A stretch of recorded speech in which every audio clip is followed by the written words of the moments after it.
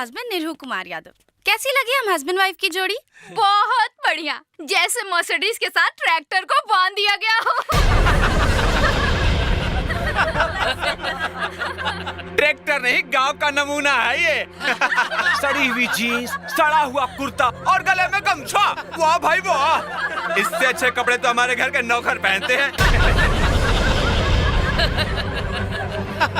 भाई इसके कपड़ों पे मत जाना, ये आदमी दिखने में सीधा साधा एक नंबर का सातिर है, सातिर। सोना की करोड़ों की दौलत देख के इस भीख मंगे की आंखें चकाचौंध हो गई है। धक्के मार मार के ये बेचारी इसे घर से बाहर निकालना चाहती है, पर ये जोक की तरह इसे चिपक गया है यार।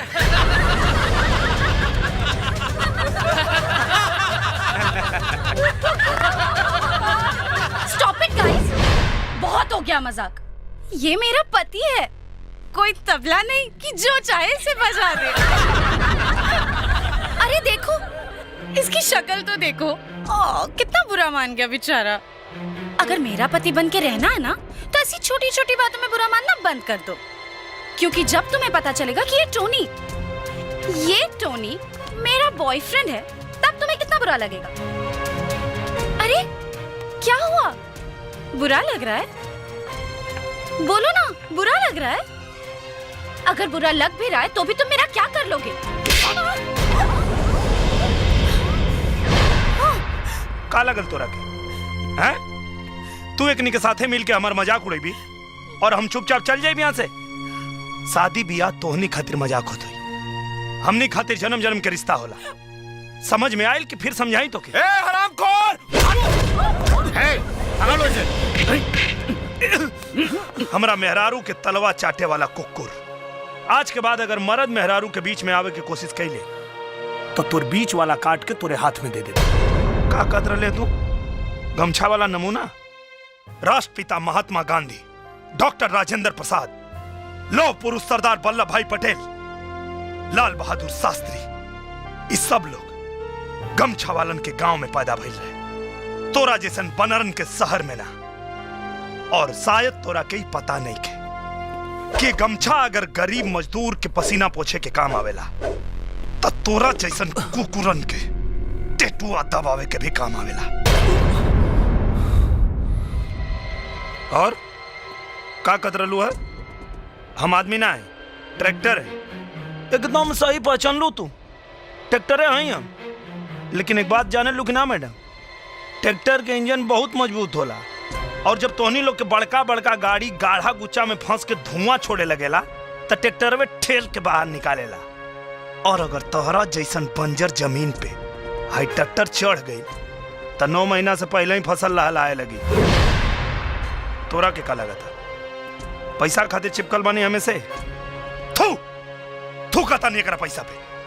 अगर ये हमरा के अपन दिल से पति ना समझले तो हमहू एकरा घर के अपन ससुराल ना होटल समझ के रहनी। निरहू ठीक कह रहा है बेटा जी, इन लिफाफों में पैसे देकर उसने यहाँ रहने खाने की पूरी कीमत चुकाई है। मेरा यकीन करो बेटा जी, इसके जैसा खुददार आदमी तुम्हें दुनिया में कहीं नहीं मिलेगा। अपनी ये 2 कौड़ी की सलाह ना आप अपने पास ही रखिए चाचा जी। मेरे मामलों में अपनी टांग अड़ाने से पहले ये याद रख लीजिएगा कि मेरी इस प्रॉपर्टी के आप बस केयर टेकर हैं, मालिक नहीं। और तुम एक बात कान खोलकर सुन लो, तुम जैसे गिरे हुए फटीचर इंसान के साथ अब मैं 1 मिनट भी और नहीं रह सकती। आई नीड डिवोर्स, अभी के अभी तलाक दो मुझे। अच्छा, तलाक चाहिए? हाँ, दे दे तलाक, लेकिन ओकरा खातिर तोरा के हमारे को शर्त माने की पड़ी। क्या शर्त? अगर तलाक चाहिए तो तोरा के हमारा गांव में चल के हमारे मेहरारू बन के 6 महीना रह के पड़ी। मैं नहीं जाने वाली तुम्हारे उस सड़े हुए गांव में। तो हम ना ले तोरा से ब्याह करे, तू आई लली हमरा से ब्याह करे। और अगर अब तलाक चाहिए तो गांव में तो हमारा चले के पड़ी। मैं जानती हूँ, जब तुम यहाँ रहकर मेरा तन हासिल नहीं कर पाए तो अब गांव जाके अपनी मुराद पूरी करना चाहते हो ना तुम? तोरा मर्जी के खिलाफ गांव में तोरा के हाथ भी ना लगाई। ये को मर्द के जुबान है। मैं कहीं नहीं जाने वाली, समझ गए? हाँ तो तलाक देवे में तो हर तेल निकाल दे।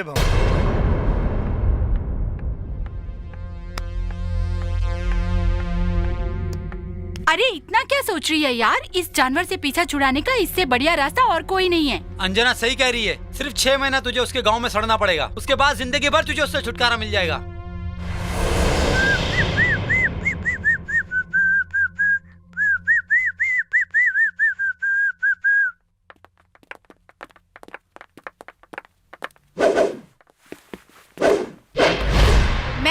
गांव जाने के लिए तैयार हूँ, लेकिन मेरे सारे दोस्त भी मेरे साथ चलेंगे। मैं इन सब के बिना 1 मिनट भी नहीं रह सकती। यही मेरे सुख दुख के सच्चे साथी हैं। बोलो मंजूर है? मंजूर बा, लेकिन हमरो एगो शर्त बा। गांव में केहू के कानो कान खबर ना होके के चाहिए कि हमनी के बीच में का समझौता भइल बा। मंजूर बा? मंजूर है। अरे टोनी, तुम नहीं जाओगे? नहीं, अगर मेरा प्यार सच्चा होगा तो तुम लौट कर जरूर आओगी। मैं यहीं तुम्हारा इंतजार करूंगा। ओके बाय। बाय। बाय चाचा जी। बाय बेटा।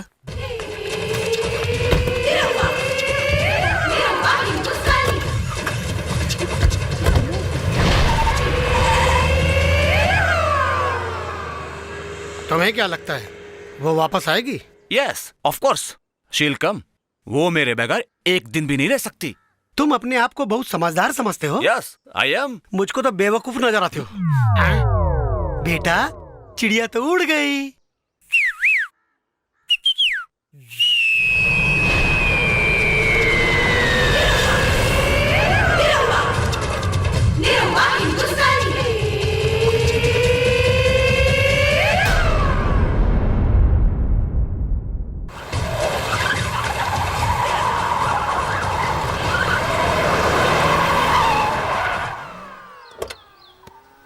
चला उतरो लोग।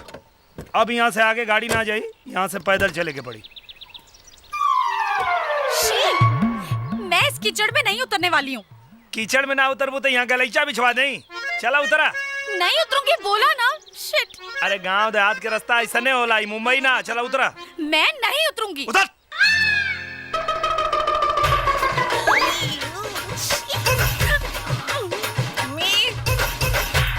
अब थोड़ी के दूर हो। अरे ये तो निरहुआ लागत हो। अरे त निरव्या ह। अरे एकरा साथे तो बड़ी चमचमात चीज बा हो। पालगी बाबा, लागत होकर सपना के रानी मिल गई यार। हाँ हो, लेकिन इस साला इतना अश्लील सपना देखो तो हमरा तो मालूम ना रहा। आवा तनी रुक बेटा। पालगी चाचा। अरे जियत रहा बेटा, जियत रहा। का नहीं हो बेटा? ई के हरे? अरे चाचा, ई तोहार पतोहिया ना। सही माल खोले बेटा। ई पतोहिया से कुछ पूछ ली। पूछ ले चाचा। अच्छा वो बात बतावा, जब तोहर बाहर इतना कम कपड़े में काम चल जाता तब तक घर में कुछ पहनो के ना पड़ती हुई। What? गंदी बात, गंदी बात, गंदी गंदी गंदी गंदी गंदी बात। अरे साला तू चाचा नहीं रे, मर बे। चाचा हवे तो गंदी बात करबे। चला।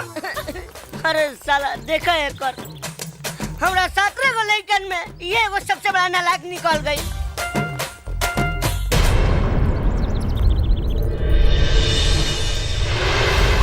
कारण नहीं रहुआ।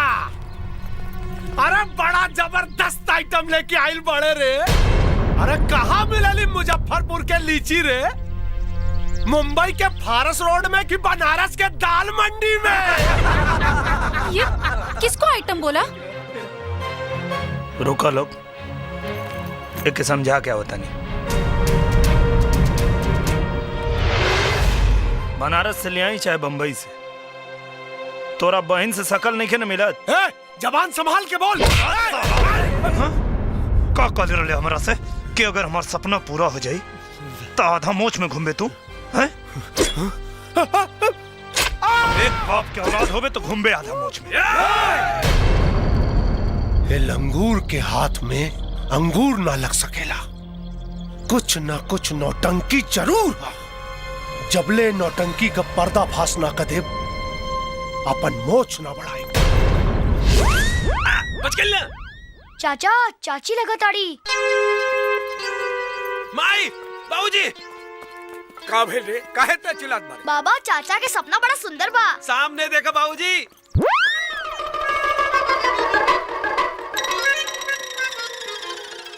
निरहु नालायक निकली। ये कबो हम सोचले भी ना रहे। कहे? देख ला कितना नंगा बा तोहरे बेटा के सपना। सुंदर, अति सुंदर। अरे बड़ी भाग्यवान पतोह बिया जी, बेटा के फांसी के फंदा से बचा ले आइल। ए माई, फिर देरी काहे करे? अरे बहू के स्वागत की तैयारी कर जाए। एहे दुल्हन, दुल्हन, अरे थरिया सजाव रे, अपन पतोह आइल बिया। देख ले माई, आ गेल तोर पतो। अरे रुक रुक रुक, आरती तो उतारे दा। ली माँ जी। ये हमार पूरा परिवार। आधा कपड़ा पहन के आ गईलू, का लूगा पहन के ना सकत रहलू। मेरी मर्जी, मैं चाहे आधा कपड़ा पहनूं चाहे पूरा। आप कौन होते कुछ बोलने वाले? बम्बई ना ये गाँव है भौजी, आधा में बाधा हो जाई। Shut up. कौनो बात नहीं खे बिटिया, गुस्सा मत करा। नेक पूरा कैला, सुहाग सलामत रही। अब ये नेक क्या है? अरे स्वागत। मैं यहाँ स्वागत करवाने नहीं आई हूँ। तक गोबर डाल के अपमान कर दी का। बदतमीज। चुप।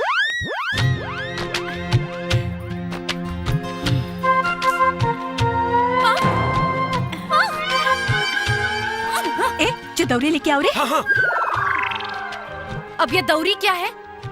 अरे घर में डेग रखे से पहले दौरी में डेग रखल जाला। डेग?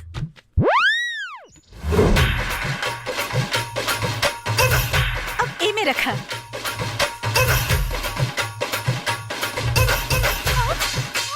नहीं करना मुझे सब।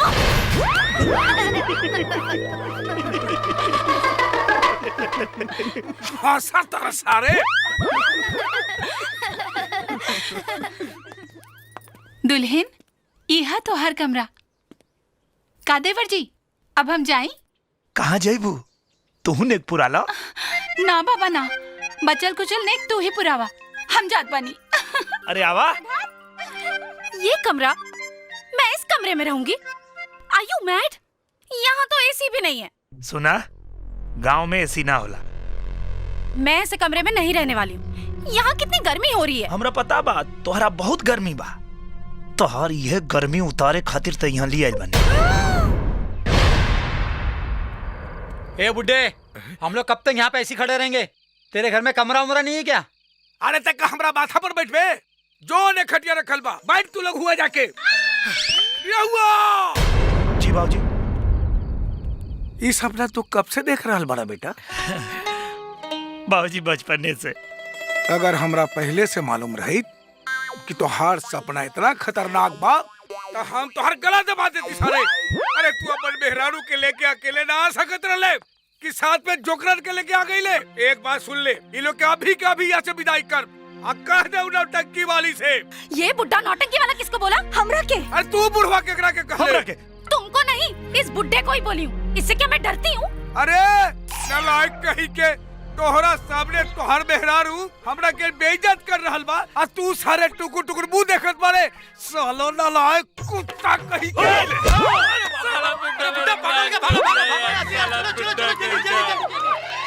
अरे साला मुंह का देखत बारे, चप्पल लेके आओ।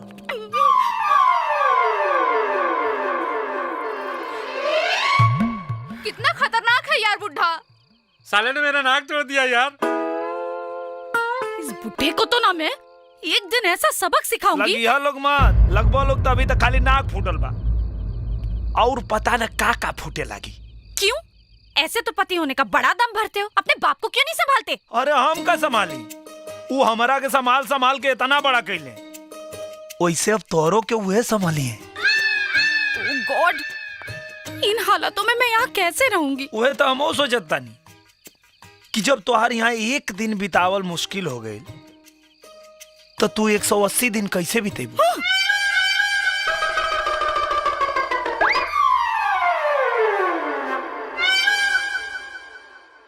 चला लोगन, खाना खाला, खाना तैयार बा। नहीं खाना यार। चल भाग यहाँ से, नहीं खाने का तेरा घटिया खाना। हमने के खाना के घटिया खाता। हाँ बेटा। तो ये लोग का खाला? ये लोग तो इज्जा पिज्जा खाला बेटा। चाचा, ये इज्जा पिज्जा का होला? एक बेर पटना में खैले रहनी, पतला मैदान होखे लागल। मतलब कि पहले खाला लोग फिर टट्टी जाला लोग? ना रे, टटी क के खाला लोग। Shut up. Thank you. चाचा, ये फटफट का हो रहल बा? शहरी खून के देहाती मच्छर स्वाद ले तारन सन। कछुआ जराई दे का? अरे ना रे, एकनी के भूखल बारन सन, कम से कम मच्छर के तो खाए दा। छोड़ा एकरा के जाए दा। Oh hello, where is the toilet? का? अरे पैखाना रे, शहर में टॉयलेट कहल जाला पैखाना के।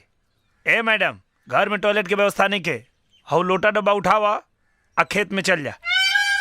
क्या बकवास कर रहे हो? हम लोग सब टॉयलेट करने खेत में नहीं जाने वाले। जाके खेत में करे के बाद कर, ना तो मोर। शिट। का? कुछ ना रे, दतवन कर। अरे यार, ये लोग तो कह रहे हैं कि टॉयलेट करने के लिए खेत में जाना पड़ेगा। क्या? खेत में? हम लोग नहीं जाएंगे खेत में। इम्पॉसिबल है यार। Oh shit!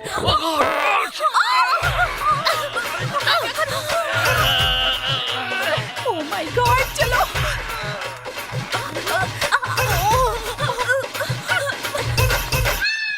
का देखत रे रे? इतना कम पानी? इतना पानी में तोहार ना हो सकी का? ना। अरे सार इतना पानी में तो हमनी के तीनों नहीं पट ले। क्या बात कर रहा भाई? हाँ। अरे मर्दे, रात के कुछ खइले नहीं खाता हगबा का जा जल्दी ना तो वो गिर जाला। जा जा जा। भैया हम नहीं पट के आवत नहीं। जो जो जो करे तू जीवे। नहीं।